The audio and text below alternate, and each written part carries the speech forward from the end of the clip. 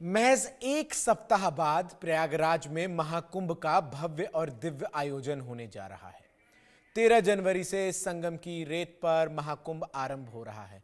महाकुंभ के मौके पर भोजपुरी गायक कल्पना पटवारी की डॉक्यूमेंट्री गंगा स्थान रिलीज हुई।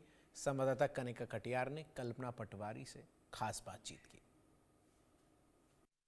13 जनवरी से महाकुंभ पर्व की शुरुआत होने वाली है। इस वक्त मेरे साथ बातचीत करने के लिए जानी मानी शख्सियत जो है वो मौजूद हैं। कल्पना पटवारी जी, एक अच्छे मौके पे आपका एक नया भजन जो है वो आ रहा है, उसके बारे में क्या कहना चाहेंगी? और महाकुंभ जैसे महापर्व में आपका ये गाना जो है आप लेके आई हैं, गीत लेके आई हैं, उसको लेकर आप क्या कहना चाहेंगी? क्या राय है आपकी?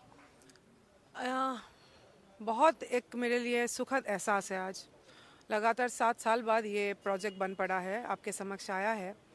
और वो भी 144 साल बाद जो महाकुंभ आता है, ये पवित्र क्षण में ये रिलीज़ हो रही है। तो अपने आप में मैं समझती हूँ कहीं ना कहीं उनका इशारा है, उनका आशीर्वाद है।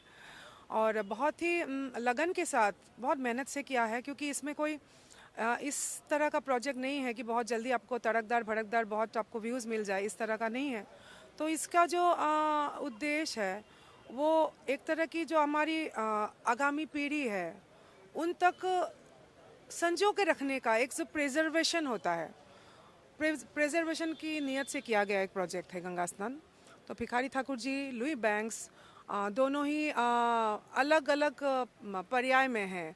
दोनों को जोड़ना और तमाम चीज़ों को, कड़ियों को एक साथ लाने की प्रयास। आप असम से बिलोंग करती हैं, आप भोजपुरी में गाना आपने गाया है, 32 भाषाओं में मैंने सुना है कि आपने अपने गीतों का प्रचार किया है, गाने गाए हैं।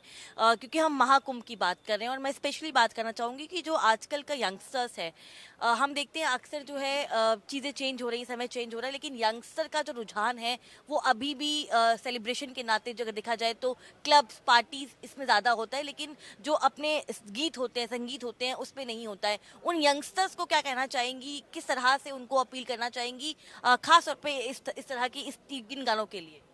Balance is important. Of course आपका उम्र है, आप उम्र के हिसाब से तो आप वही पहनेंगे, आपको एंजॉय करने को मन है, आप जाएंगे, सब सब करना है।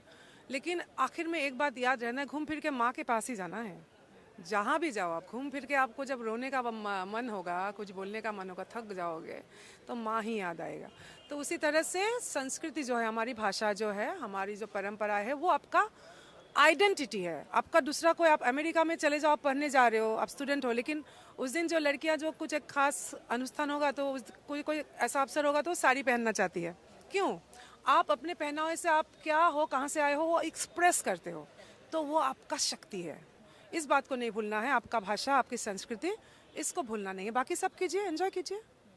मेरा एक सवाल है, क्योंकि लगातार हम देख रहे हैं कि जिस तरह से भोजपुरी गीतों की बात करें, पिछले साल बॉलीवुड में भोजपुरी जो गीत थे उन्होंने अपने आप को एक अलग जगह पे स्थापित किया और लगातार जो है भोजपुरी संगीत जो है अब बहुत प्रचलन में आ रहा है। किस तरह से आप भोजपुरी इंडस्ट्री को देखती हैं, और इसके अलावा जो एंटरटेनमेंट की पूरी इंडस्ट्री है वहाँ पे भोजपुरी संगीत का, भोजपुरी कलाकारों का आज के मौके पे, आज की डेट में क्या आपको लगता है कि जितना वर्चस्व होना चाहिए वो मिल रहा है उन लोगों को? जहाँ तक, जैसे मैं भी गाई, मैंने बोला ना अलग अलग बोली में गाए, तो मैं भी गाई हूँ। आपने सुना होगा, ABCD पढ़ ली बहुत, ठंडियाँ है भर ली बहुत, अच्छी बातें कर ली बहुत, अब करूँगी तेरे साथ गंदी बात, बहुत प्रसिद्ध हुआ। या फिर बेगम जान की ओरे कहारो, उसका पर्याय ज़्यादा बड़ा है, पॉपुलैरिटी ज़्यादा है बॉलीवुड जहाँ तक है। तो अगर कोई पर्सनली जाके गा रहे हैं तो उनका ये पर्सनल स्टोरी हो गया एक्चुअली। वो सामाजिक या भोजपुरी के प्रति दायबद्धता नहीं हुआ। वो मैं अपने आप को अगर गाने जा रही हूँ, वो मेरा चॉइस है। मैं अपने आप को जैसे मैं भिखारी ठाकुर में चमकना चाहती हूँ, ये मेरा चॉइस है। तो कोई अगर बॉलीवुड गाने के साथ, हीरो के साथ चमकना चाहता है, तो अपने आप को चमकाने वाली बात होती है वो। तो मैंने अपने आप को भूपेन हजारिका जी, मेरा जो संस्कृति है, महाकुंभ है, मैं उसको भी मतलब ग्लैमराइज, और वो मेरा परिचय है बोल के अपने आप को पाती हूँ उनमें। तो ये अच्छी बात है, हर कोई अपना सपना को चेज करे, उसमें बुरी बात कुछ नहीं है। बाकी ये याद रखना होगा, जैसे मैंने कहा कि ऐसा क्या मरने के बाद आपको क्या क्या उस दिन क्या बजाया जाएगा, जिस दिन आप नहीं हैं, क्या बजाया जाएगा? मैंने जो तमाम आइटम सॉन्ग्स गाएंगे वो बजाया जाएगा नहीं। बजाया तो गंगा स्नान ही जाएगा। ठीक है, एक सवाल और है, क्योंकि आपने आइटम सॉन्ग का जिक्र किया, आपने आइटम सॉन्ग्स भी गाए, आपने बॉलीवुड सॉन्ग्स भी गाए, और अब आप जो है एक धार्मिक सॉन्ग गा रही हैं कहीं ना कहीं। हाँ, तो आपने मल्टीपल वेरिएंट्स को एक कहीं ना कहीं फील किया है। आपको किस चीज़ में सबसे ज़्यादा खुशी मिली, और खास तौर पे इस गाने के पीछे की क्या कहानी है, क्यों आपने इस गाने को इसी दिन पे लॉन्च करने का सोचा? जहाँ तक धार्मिक गाने की बात है, ए गणेश के पापा भी धार्मिक गाना ही था और उसी से शुरुआत है भोजपुरी में। धार्मिक प्लेबैक आइटम सॉन्ग एक साथ रोमांटिक सब लेके चली, वो है इंडस्ट्रियल बाजार। यहाँ जो मैं बात कर रही हूँ ये हो गया आपकी इंडिपेंडेंट सोच की बात। तो एज एन इंडिपेंडेंट आर्टिस्ट अगर आपको खुद को प्रूव करना है, स्थापित करना है, तो इस तरह के प्रोजेक्ट को लाना पड़ेगा।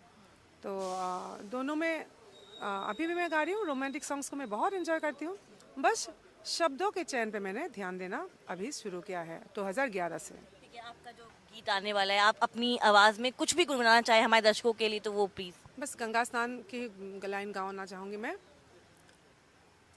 जिन्हिया राजाला खैहन तिन्ही परत काही घिनैहन, जिन्हिया राजाला खैहन तिन्ही परत काही घिनैहन, हंस राजा करी है जब गवन ए मोरे गंगा जी हो, रखी हो चरण का शरण ए मोर गंगा जी हो।